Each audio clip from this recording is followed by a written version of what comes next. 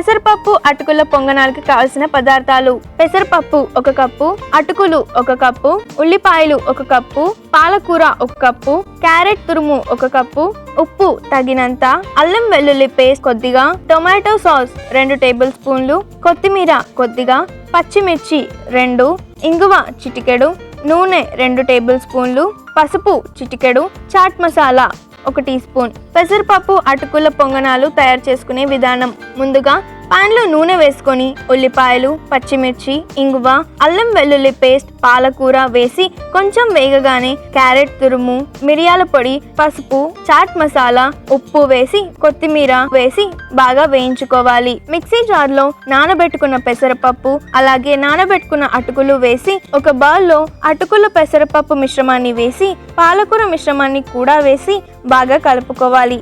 ఆ తర్వాత పొంగనాల పాన్లో నూనె వేసి అటుకుల మిశ్రమాన్ని కొంచెం కొంచెంగా వేసి 2 వైపులా బాగా కాల్చుకోవాలి. చివరిగా సర్వింగ్ బౌల్లోకి తీసుకొని టొమాటో సాస్తో సర్వ్ చేసుకుంటే ఎంతో రుచికరమైన పెసరపప్పు అటుకుల పొంగనాలు రెడీ.